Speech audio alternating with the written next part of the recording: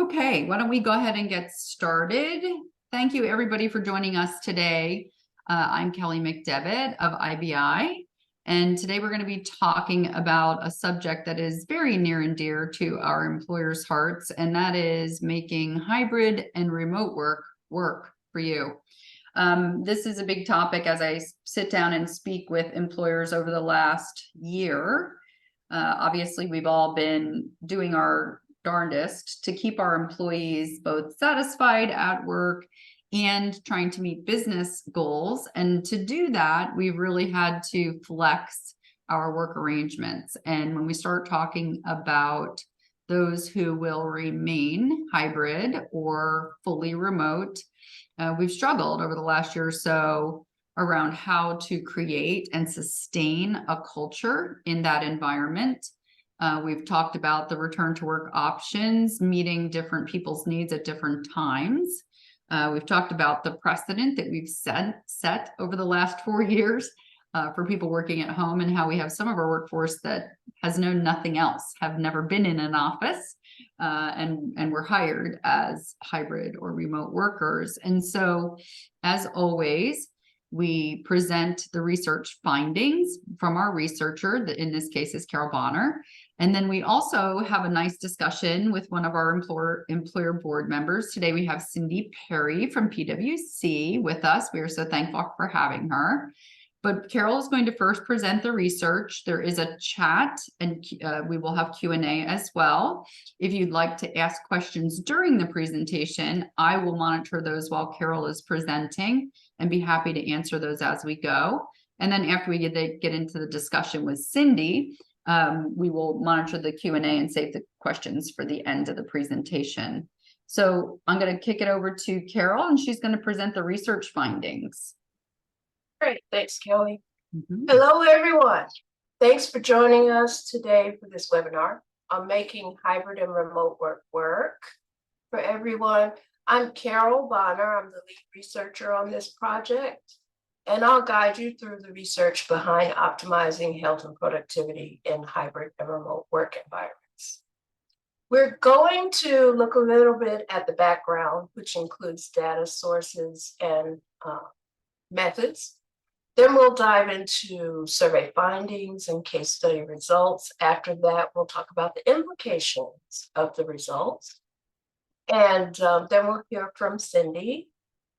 And remember, as Kelly mentioned, that as we go through, feel free to type your questions in the Q&A box, and we'll address them as we move along. I want to set the stage by clarifying some terminology. Different terms mean different things to different people. So we'll be talking about flexible work arrangements, which just means an alternative setup from the traditional office setup. Remote work, of course, is work from home or telecommuting. It allows employees to work from outside the office. Hybrid work is a combination of the two, in office, part-time, remotely the rest of the time. But then we have hybrid home first, which is 3 to 4 days from the office. And we have hybrid office first, which is 3 to 4 days on site. The term flexibility, don't get it confused with flexible work arrangements. Flexibility means the freedom of employees to choose and change when, where, how they help align their the organizational goals with their individual goals. And then post-pandemic, we're talking about the endemic era when the disease is spreading at a normal or expected rate. But for this study, we're using September 2022 to present. There's no hard line, but we chose that date. It is a multiple method study. On the quantitative leg, we'll explore employers and employees' post-pandemic work plans. We'll dive into the advantages and challenges of remote and on-site work. On the qualitative side, we'll uncover how different companies use flexible work arrangements and the benefits and challenges they face. Just let me say that these slides will be available after the webinar, and the full report is available. It's a lot of information, and that will give you the opportunity to sort of take it in.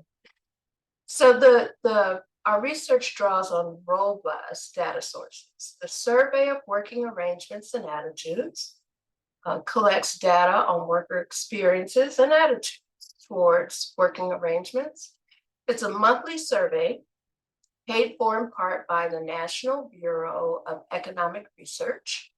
It began in May 2020 and continues with monthly releases. It is validated against the U.S. Census Bureau data and the U.S. Bureau of Labor Stats datasets. The SWAY is publicly available and nationally representative. So this analysis looks at how things work together to shape the future of work. 78% of employers have already made plans for how they will use flexible work arrangements in the future. Flexible meaning both remote and hybrid. That leaves 22% of those employers who are more likely to go back to the office full-time. As we try to figure out how the workplace is changing, we're going to look at the delicate balance between employee preferences and employer strategies. There's a significant difference between what employees prefer and what employers are planning to do. The idea of fully on-site and fully remote work arrangements seems to be a source of disagreement. About 15% of employees who are able to work from home say they would rather work full-time in office compared to 22% of employers who plan for them to. Similarly, 29% of employees who are able to work from home say they would rather work fully remote compared to 23% of employers who plan for them to. This is dubbed as the great mismatch, but this contrast makes it clear how hard it is to create a new normal. Yes, Kelly? And I just want to mention, a year ago, this would have been a different looking graph. So I think we've moved beyond employee preference into probably in the last 18 months, employee demand, right? So it was, well, since I started working at home, I want to stay at home. I don't want to go back to the office. That's my preference. I sold my car. I moved out of the city, blah, blah, blah. Then we moved into, over the last 18 months, I'm not coming back to the office. I'm leaving if you make me. And I think we're now, this pendulum is swinging all the way across at this point. Now we're getting to a place, as you see in the news, from large employers who are making headlines with a return to office strategy of come back or else. And I'm not saying one of those strategies is right over the other. You know what's best for your culture. But I think that the power dynamic has shifted a bit, where it was in the employee's court for the last 3 years, and now it's moving back to the employer's court. The job market is very different today than it was a year ago. And so I think that's probably why we see more employers taking a harder stance and saying, for all intents and purposes, we want to get back to normal. Our culture is not thriving. Our people are not thriving. And surely our business goals and metrics may not be thriving. And so we've got to do something to get us back to where we were from a productivity, absence, mental health, connectivity, creating company cultures perspective, where we were before the pandemic hit. And so using that as a baseline, I think more employers are taking a harder stance. And that's very different than what we've seen over the last 18 months. So keep in mind, as we go into the conversation with Cindy later, how to approach this in a way that is meeting employees' needs. And when I say needs, just because they say they want something doesn't mean it's best for them, right? But meeting employees' needs and business goals as we go through the presentation. Go ahead, Carole. Kelly, when you look closer, you'll see that there is agreement on hybrid arrangements.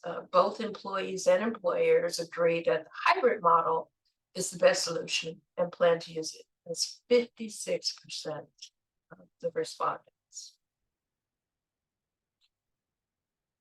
So, cross-sectionally, we look at, starting with industries, we see a trend where some are more likely to plan work setups that are all done on site. And this is, remember that this is employees who are capable of remote work.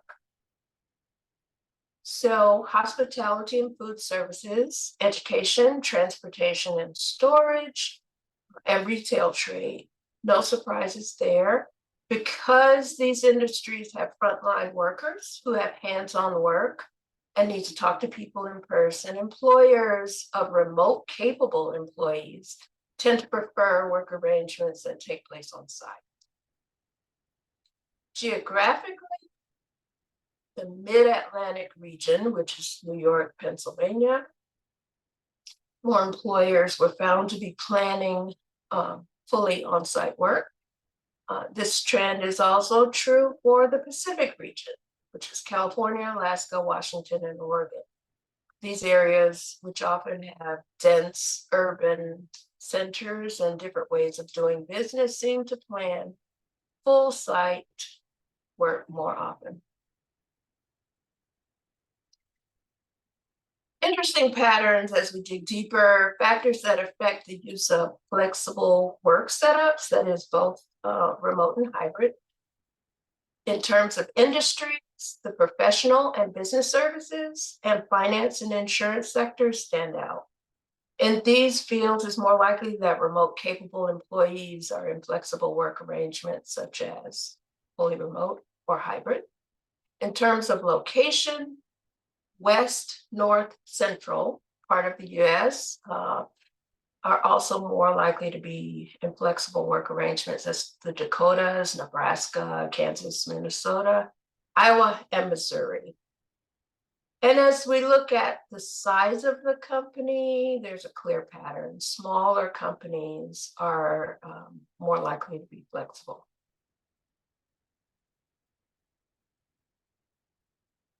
Talent wars. This slide shows an interesting statistic, and Kelly alluded to it, that shows how important flexibility has become in today's labor force. Think about this. If employers made it clear that employees had to be at work 5 days a week or full-time, surprisingly, about half the employees would make a firm choice. They would quit. This would happen in two ways. Some people would leave right away without even having another job lined up, and others would start looking for a job that fit their desired work. It's important to note that this number has gone up since the time of the pandemic. It was 40%, which is still high. But after September 2022, it went up to 47%. This 17% change came from the number who would quit without even having another offer on the table. And this shows how work arrangements that meet the changing needs of employees' are becoming more and more important. As we move through a world after the pandemic, the value of flexibility has become clear, which affects the decisions that employees are willing to make. So as the workforce changes and people try to find a balance between work and personal life, being able to offer flexible work options becomes a powerful way to attract and keep skilled workers. So we look at attraction. We talk about workforce preferences. A question was posed: if you were guaranteed the opportunity to work from home, would you pursue it? So this simple question unveiled a powerful trend that holds implications for attraction and retention. About 55% of respondents would seek out a work from home position if guaranteed, either definitely or probably. What adds depth to this insight is the context of change over time. So again, during pandemic time was lower. It's gone up, 11% increase in individuals who are inclined to seek out that work from home position. Organizations that recognize and cater to these evolving desires stand to attract and retain talent, right? This is not just a trend, it's an opportunity that can shape the future of work. So we want to know why. What are the benefits and the challenges? Reduced commutes are a win-win. We know that. It doesn't stop there, though. Remote work, the advantages extend far beyond reduced commutes.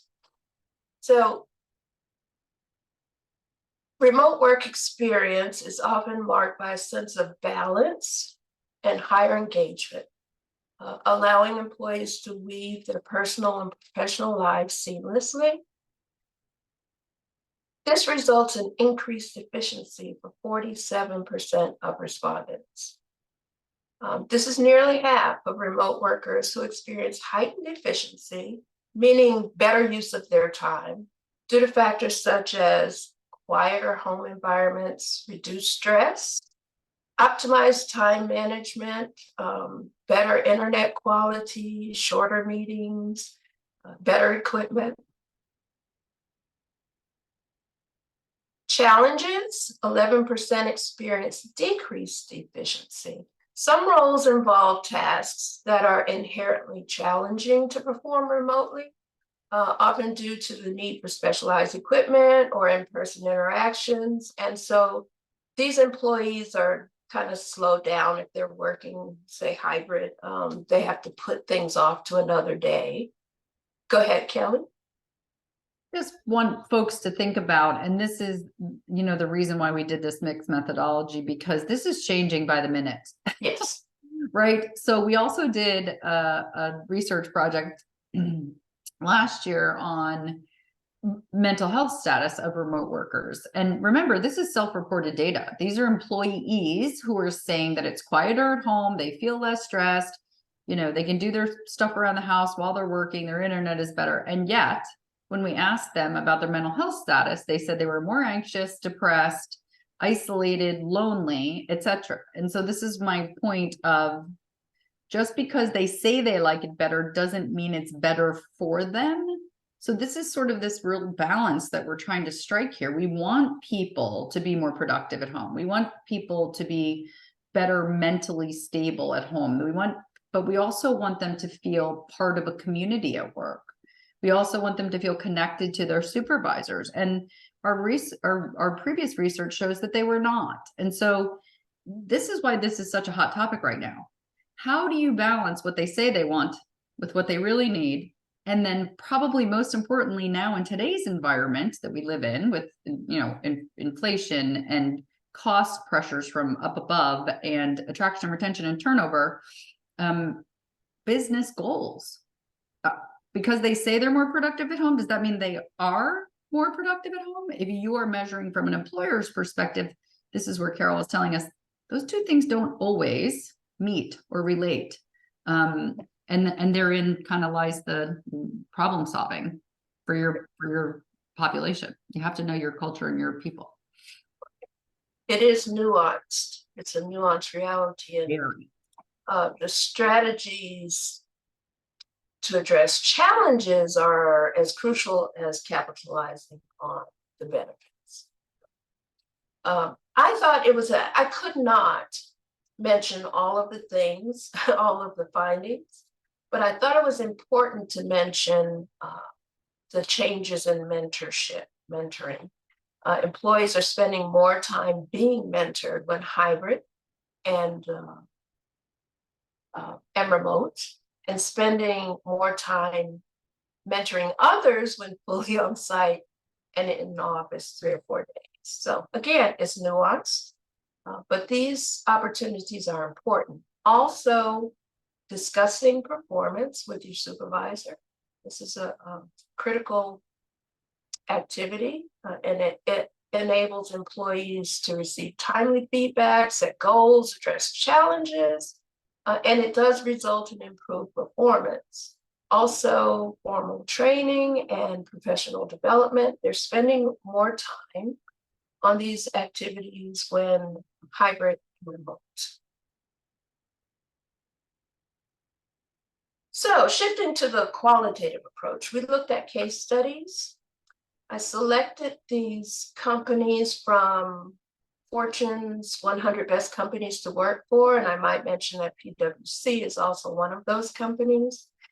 And the reason that I chose them from those companies is captured in this quote at the bottom. Despite a record number of resignations and reprioritizations of American lives, the Fortune 100 Best Companies to Work For did not entice employees with flashy perks, but instead concentrated on the fundamentals of strong company culture.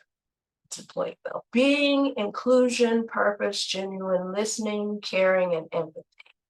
So we chose the companies from that group to understand that that's their focus, and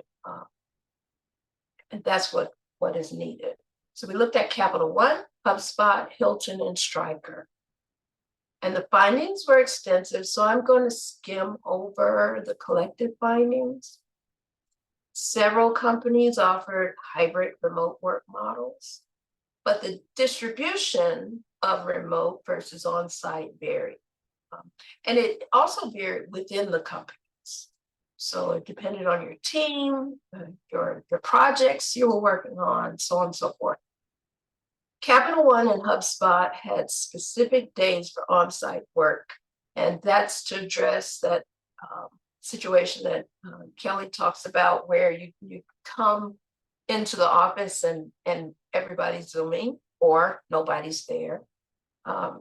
So they set those specific days for collaboration and in-person contact. HubSpot has a more frequent office visit requirement compared to the other companies. So even they're fully remote, they require 1 or 2 times per quarter to visit a site. Hilton was very unique. They have corporate travel privileges, so their corporate employees could work from wherever their privileges took them.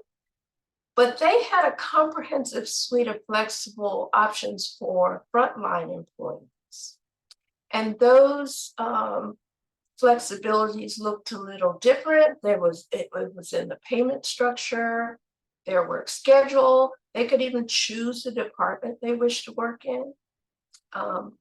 They also could receive their salaries as they accrued.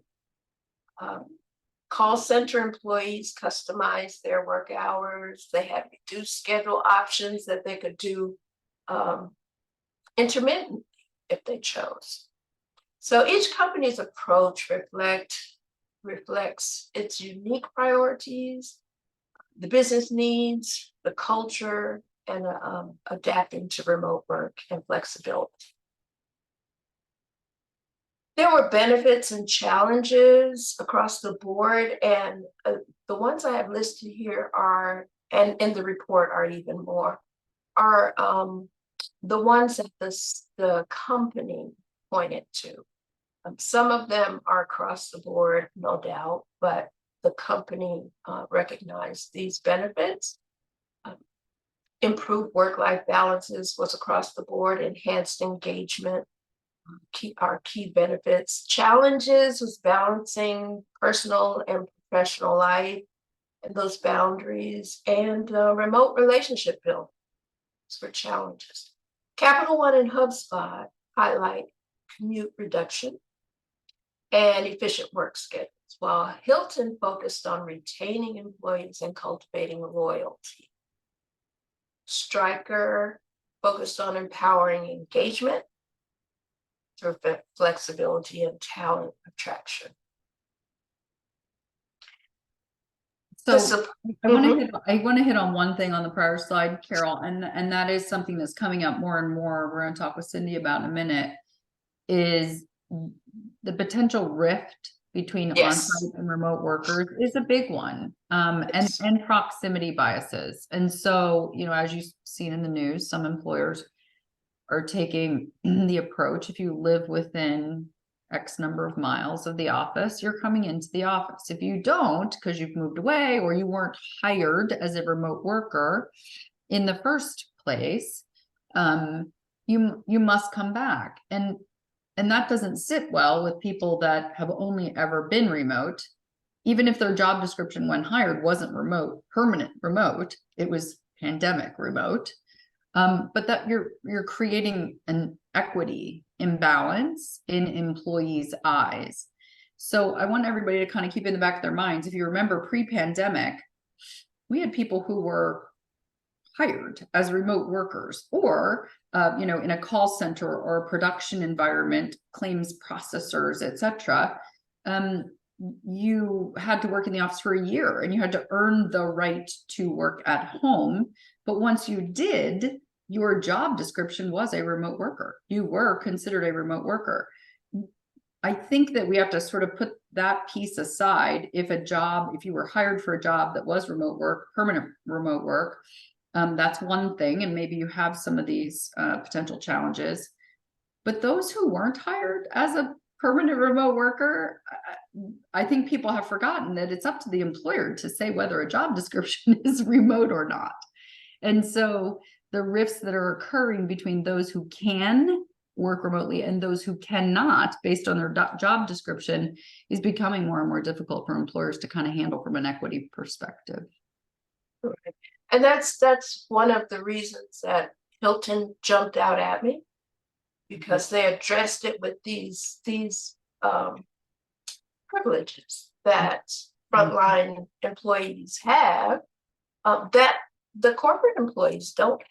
So just everybody is different. There's no one solution. Supports are in place. Common supports, they all provide mental health coverage with varying numbers of free sessions per year. There was support for work-life balance, employee well-being. They all focused on skill building and professional development. They all had some form of remote work stipend or allowance. Some of them were monthly. Some of them were earmarked for self-care. Some were use it for whatever you want. All of the companies offered manager training for better support and understanding of employee needs. This is helpful in the culture shift. But there were some differences. Some companies offered specific resources for caregiving. I think it was Hilton who offered caregiving. Could be child care, it could be parent care, it could be friend care, could be pet care. It didn't matter. You could use your stipend however you wanted. You had a certain number of days that you could take. I thought that was unique. There are different approaches to workplace setup, workspace. HubSpot set up the home offices for those who were fully remote and offered a hotel desk for those that were home first. So, and there was varying emphasis on community building, team activities. Overall, the companies exhibited a range of strategies to support hybrid and remote work, showcasing their commitment to employee well-being, mental health, skill development, and adapting to the changing work. A common thread that ran through both the quantitative and the qualitative was flexibility was the feature that made the work arrangement most effective. That is, flexible hours, days, location, it's on a spectrum.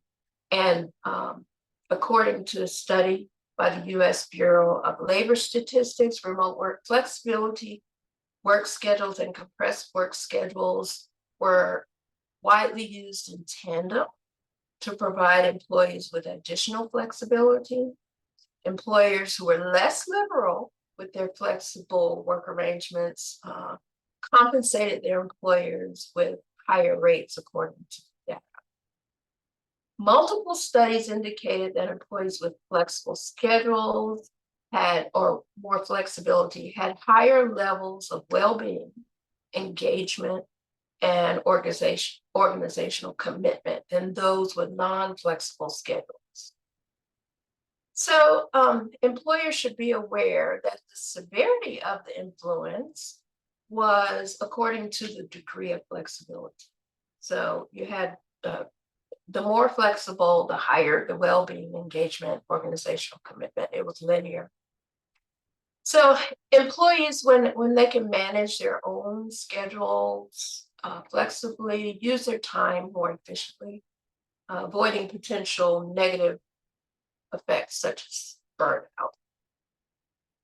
So to wrap up, the key points, number one is there's no one size fits all. As a result of significant shifts in the workplace, it's taking longer than expected to find a balance that works for the majority of companies and employees. Competing desires is Capital 101.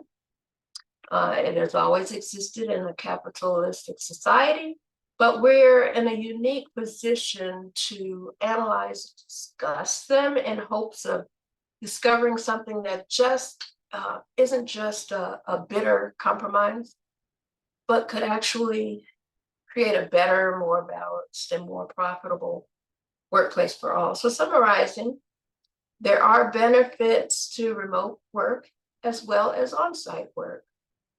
Flexibility maximizes those benefits. Employers and employees agree on hybrid. Culture must be recultivated. Success requires flexibility and intentionality. Appropriate supports are crucial. And with all of that said, perhaps hybrid is the best of both worlds. So I'm going to pass it back to you, Kelly. All right. Thank you, Carole, for all that great information. And for those of you who are members of IBI, you know that Carole's research paper and the infographic for this particular research piece are available on our website for our members. And it does go into many more findings and details than we presented on the webinar today. So I want to let, first of all, Cindy Perry introduce herself. Cindy is from PwC, one of our board members, and I'd like to let her introduce herself, and then we'll get started with the questions. Thanks, Kelly. Hi, everybody. I'm Cindy Perry. I'm the National Benefits Leader at PwC. I have been with the firm a little less than 2 years now, actually, and couldn't have made a better career decision, and I'm happy to be with you all here today. Great. Thank you, Cindy, for joining us. So we talked about a lot in the last half hour, and we've been talking about this subject over and over again as we talk with employers this year. It's just been one of the biggest challenges, I think, for employers to find the right footing for the right people. Obviously, from Carole's research, we talked about, the pros and cons of both. And this kind of strange reflection point that we're at right now, where maybe the pendulum is swinging a little bit back towards the employer, who is, we all are, kind of struggling with perhaps short staff, perhaps economic reasons from, your CFO coming down, that we have to have cost savings. Obviously, the market has seen many layoffs in the last 6 months. And so employers are having to make hard decisions that we weren't making 3 years ago about what is good for my employees versus what is good for my business, when those don't necessarily meet in the middle. So I want to break down some of the key pieces of that discussion that Carole presented. And the first one is culture. How in the world do we create a culture for people, first of all, who may have never been in an office before? We discussed this. My whole team, I hired my team, and we've never had an office since they all started. The water cooler conversation days, for those of you who know what a water cooler is, was real. You could be creative and interactive and ideate on ideas and search out support and support each other as a team when you were all there together. How does one create a culture when you're doing it virtually on Zoom? Yeah, so there's a lot to unpack there. I joined the firm. Remember, I said it was a little less than 2 years ago. So, I joined 100% remote. I work from my home here in Houston, but one of the things that attracted me to PwC was this legacy of a rich culture, where people are coming together, they're working hard, they're ideating, they're sharing. There's a lot of mentorship. There's a lot of fun in the work that we do. But when I started, again, I work here in Houston, and the bulk of my team, and this may not be uncommon to several of you who are on the call, the bulk of my team is on the East Coast. And it became really challenging initially. While I enjoy the flexibility of working from home, being able to build those meaningful connections with my colleagues was difficult. One of the things that the firm has employed, among several, to kind of help our people with that, I'm not the only one who's working remotely or hybridly, is our inclusion networks. So we have over 11 inclusion networks here at the firm. About 20,000 or more of our people are involved in those inclusion networks. And one of the strategies that we encourage our inclusion network leaders to employ locally is to host on-site events. We recognize that it's not enough to just tell people to come into the office, but they need to have a reason to come into the office. And, I've had those days where I have gone downtown Houston, I've paid to park just to try to connect, but then I end up in the office on Zoom from sunup to sundown, and I leave. I haven't met anybody new. I didn't talk to anybody new. And after a while, it's just like, yeah, no, this doesn't work. Right. So, there's a lot of on-site events that we've started having, right, to just try to build those times of connections. But beyond that, we encourage our people to get involved in the inclusion networks because they find spaces that resonate with them. And then they can go into the office, plan meetings in office, meet with your team in office, and meet with your inclusion network or an event in office. If your network is volunteering, we try to not just have people go into the office, but really try to encourage them to make those connections, spend the time collaborating with their team if they're able. People who may not be like me, maybe we have some of my team members are in Tampa, and it's a good variety, a good bulk of them that are in the Tampa office. I encourage them, hey, once or twice a week, why don't you all go meet up, have lunch, go into the office, get to know each other, get to connect with each other. And so I think by doing some of those things on a consistent basis and having leadership reinforce those things, having leadership present when we're asking people to come into the office, I think it makes a big difference. I agree. And I think the whole intentionality of that, there's nothing worse than making someone mad that they have to go back to work to begin with. And then they get to work and there's no one there to be creative with, and they're Zooming all day. I mean, you're just kind of putting salt on the wound at that point. I want to talk about the inclusion networks because I think one of the other things which we didn't talk about a whole lot in this research, and it's hard to pull out, is that I believe, just my opinion, but I think the pandemic as a whole, but even these flexible work arrangements are not always best for people who were already marginalized. Yeah. And so if you have people who are disconnected either by geography or food deserts or care deserts or whatever the case may be, financially disenfranchised, you're just making it worse. And so they're kind of out there on their own. And at least when they were in the office, you know, the folks who knew Bob while Bob was in the office could say, something's wrong with Bob this week. Bob doesn't seem himself, right? Bob's struggling. It looks like he's struggling with his health. We've kind of lost that connection. And I love your inclusion networks may actually be making up for that. So tell me a little bit more about those. Are your employees, I know a lot of the, you know, employer resource groups, the ERGs, are led fully by employees and decided on by employees. So they pick the topic or the reason that the folks are coming together. How does yours work? Yeah, these are employee-led networks.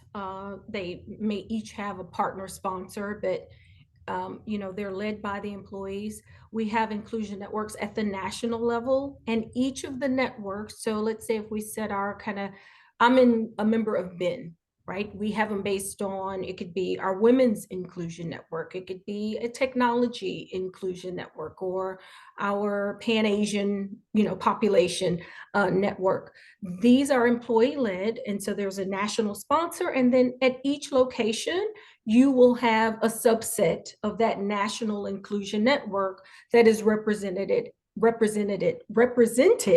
at the local level. Right. And so it allows you not just to glean ideas from a broader network of people, but then you can also make those ideas a reality at the local level.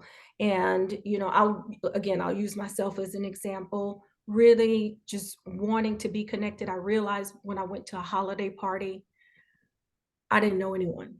So I'm at the holiday party, I don't know anybody. I got to get involved. And so based on, you know, either my preferences, my interest, you know, I made the intentional effort to get involved. And we try to make sure all of our colleagues know what's available to them. And then if there's an inclusion network that isn't, you know, maybe there's a population or group of people who want to come together, then they also have the opportunity to create those networks and help to bridge that connection. I love that. And honestly, it gives another good reason for people to come together because Yeah. they have something in common, right? Yeah. Okay. So now I want to skip to the Holy Grail.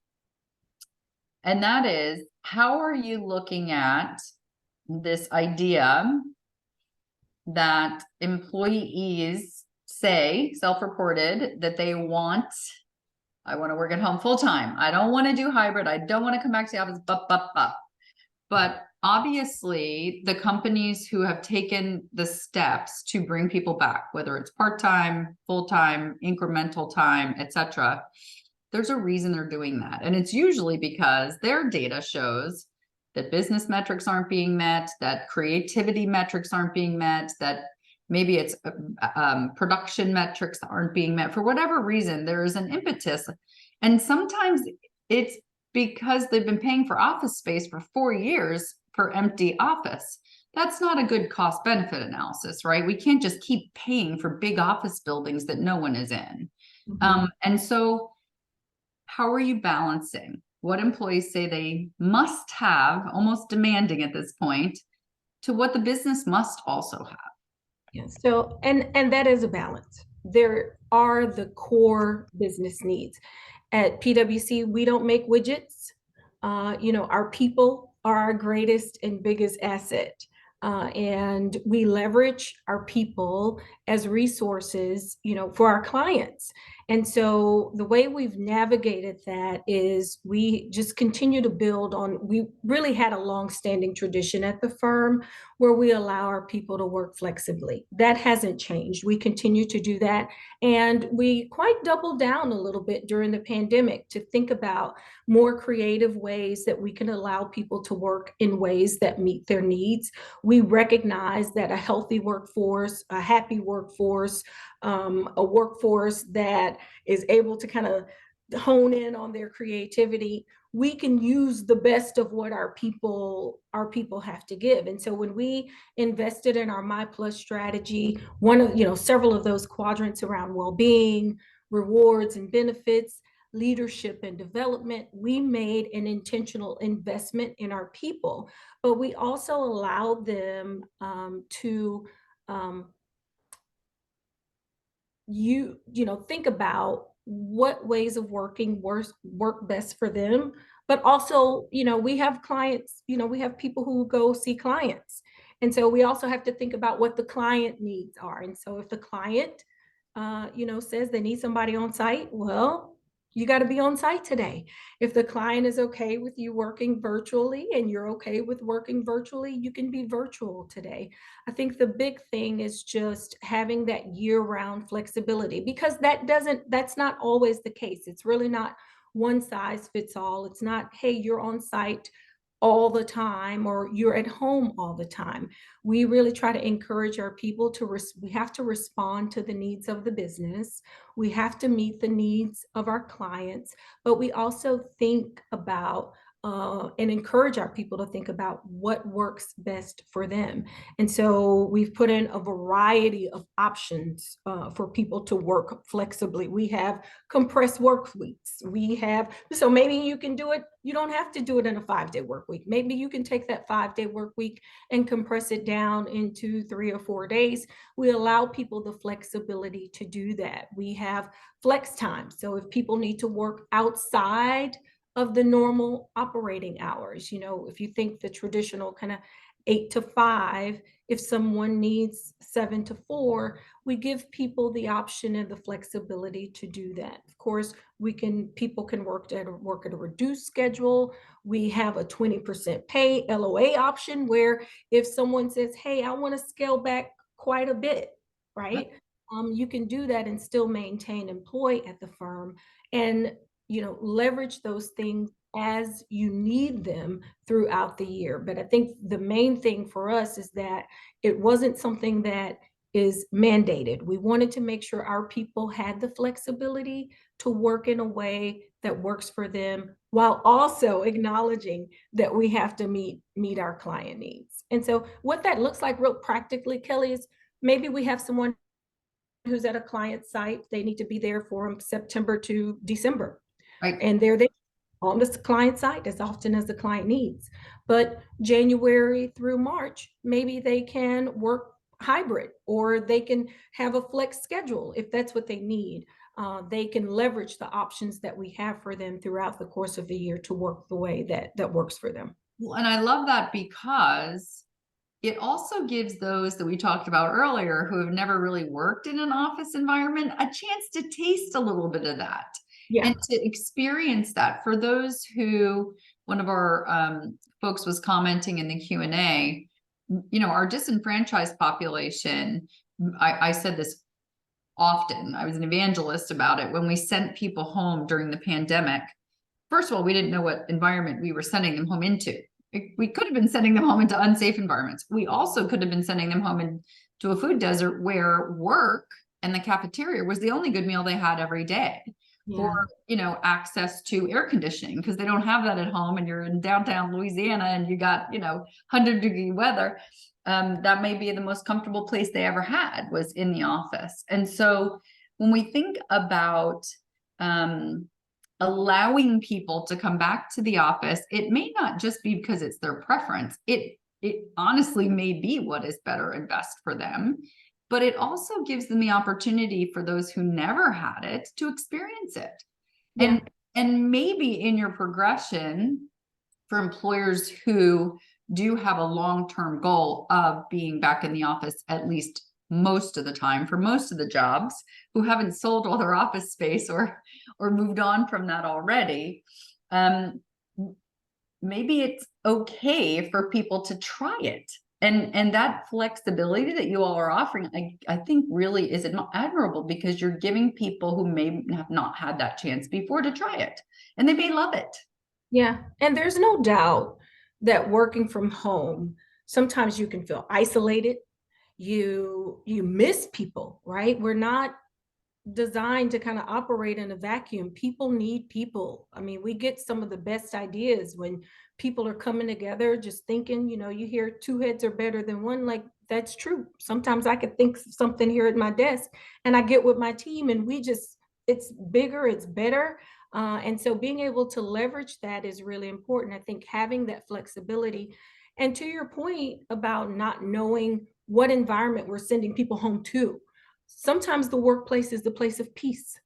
Or if you go home, you don't have access to resources that you may have had access to if you went into the office. And so I think, around and what undergirds that flexible work structure is an infrastructure of mental health resources in a variety of different ways, right? So you could engage face to face, you could engage virtually, giving people the option to engage via apps and other tools and resources. We have well-being coaches on site at some of our locations. So our people can, beyond our app-based services, they can actually speak with a coach. I think Carole mentioned in her presentation that there's a lot more intentionality about having conversations, feedback conversations, and strategy conversations. It's because people are trying to be extremely intentional about making sure, even though they're apart, that they're still able to develop, that they're still able to grow and meet the demands of their day-to-day job. And it does require that level of intentionality.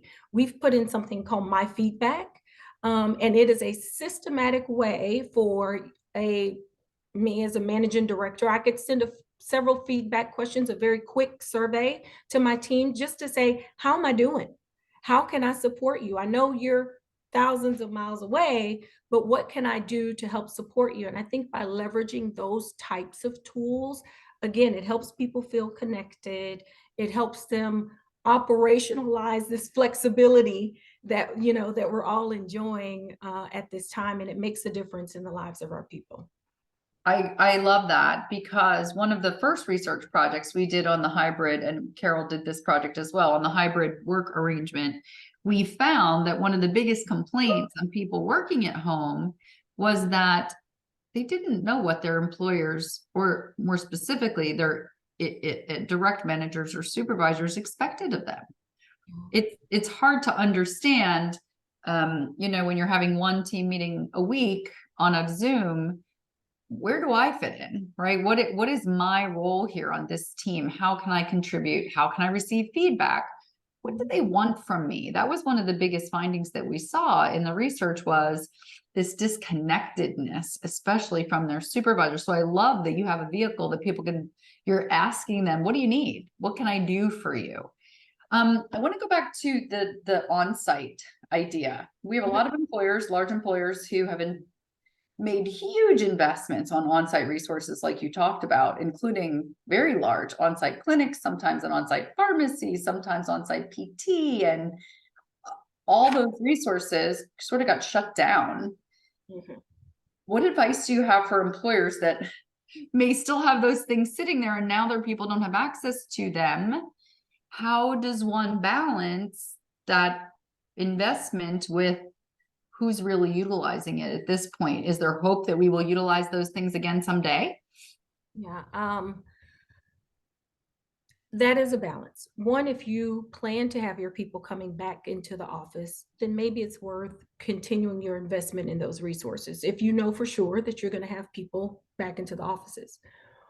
One of the other things is communicating. I think another really good way, I don't have a massage chair at home, but you know what? I might have a sleep pod at the office that allows me to come in and enjoy the best of both worlds. I can work, and if I need a little nap, I can go into the pod, or I can go play ping pong. All of those things that we put into the offices to make offices a great place to be, that now people aren't leveraging. The other thing that I'll say is, if you know that that's not something that's being heavily utilized, then we need to start thinking about what options virtually do we have. So if it's physical therapists or those sorts of things, think of other point solutions. I won't name any. I know we could probably all think of several point solutions that help our people get a good stretch, or do online physical therapy. There's, depending on the platform that you use, some of the software and platforms that we use to do our day-to-day work, they have embedded apps and tools that you can use to just say, hey, make sure your people are standing. You can do a team stretch, if you will. Being able to maintain well-being is really important. And there are creative ways to do that, utilizing the technological resources that are out there. We instantly go to apps a lot of times, and there's a place for that. But I think there are ways that some of the platforms that we use to do our work have embedded that into their systems that we could leverage as well. And so we just did a team meeting out of town, and some of us were there and some of us were online. But we, in the middle of the team meeting, we popped in one of those apps that was part of our platform and said, now we're going to take a minute and we're going to breathe together. We're going to stretch together. We're just going to make sure that we laugh together while stretching and maintaining well-being at the same time. I think organizations have to get creative to think about how to do that. But there are a ton of resources out there that are available to employ if you know your on-site resources aren't going to get utilized. Yeah, I totally agree with you. Last question for you. Where do you think you'll go from here? Is your goal to continue to measure your programs that you have, your point solutions that you have in place, constant measurement, constant monitoring, to know that what you've put in is working? Because that's very important. And I think in the last 4 years, we put in so many things, so many point solutions, many of them digital. And many of them it wasn't like it was a big choice. We needed to surround our people with care and with support in a virtual environment. But now we're kind of looking back and going, did those work? Did you like them? I'm not really sure, right? Some of them didn't have a lot of data or proof points that came along with them. Mm-hmm. Where do you now go from here as you look forward and knowing that probably some sort of flexibility or remote or hybrid or something is going to be in place for quite a while? How do you know that you're on the right track? How are you tracking? Of course, there's the standard, we monitor our utilization metrics. We've put in a ton of things. We want to know what's working. And then we listen to our people. We ask, what things are important to you? What things would you like to see a little bit more of or a little less of? What are you concerned about? And then we try to respond in ways that meet the diverse needs of our population. And even once we do that, we still have to monitor. So I don't think there's ever a time where we're going to get away from looking at utilization compared to cost to offer, because there is that, right? We have people using everything that we offer, but 2% utilization may or may not be the target that we were trying to go for. And so it's constantly evaluating by looking at those metrics and then asking our people and then responding to their needs. And sometimes it takes us a couple of tries to get it right. There are things that maybe we can't respond to. We try not to ask those types of questions. But it's a fair point, Cindy. You can't be everything to everyone all the time. You can't. And so you have to meet employee concerns and preferences with business demands. And so being all things to all people is a recipe for failure for sure. But I love the fact that you're asking, and you and I have talked about this before. I also love the fact that you're redefining. I think the days of acceptance of engagement of 2% is over. And so, I always tell these point solutions as they open up and launch, you better have some different proof points in your deck. Yeah. Just because I answered the phone doesn't mean I'm engaged. So we're going to have to kind of redefine as we go forward what we expect from these types of products and programs, right? Yeah, and look at their roadmap. Where are you going? I know where you are today based on a set of needs. Are you forecasting? And where are you going? We can tell you where our population is headed. Will you be able to meet us there when we get there? Or do we need to look for another solution? Those are the things that I want to know at least at an annual business review. Every year I want to know where you headed. And if the answer is, well, we haven't thought about that, then, our people, we change. And so we have to take a really good look And then we explain to our people. I think we try to, in addition to all of those things, I think maintaining a level of transparency I love it. with our people to say, hey, we had this, we no longer have this, but we have this. And here's why. Here's why. We've repurposed those funds for this because it meets a greater need. And hopefully by, we continue to try, to do those things with, good response from our people, as we can see by our rank in our 100 Best place to work. I That's love it. right. I love it. Well, Cindy, thank you so much for taking the Thank time. you. And you know, our employers certainly want to hear from other employers about what's working and what's not, what the challenges are and how we relate to them amongst ourselves. But I really appreciate your expertise, and you guys are doing a great job. It doesn't surprise me why people do want to work at PwC, because you've got great products and programs and you have great care for your employees. So thank you for joining us today. Carole, thank you for presenting and for doing this research project. As I said, we answered all the questions in the Q&A, so we're good there, but the papers are available on the website for the IBI members. For non-members, they are embargoed for 90 days, and then after that time are available to the public. So thank you everybody for joining. Have a great day.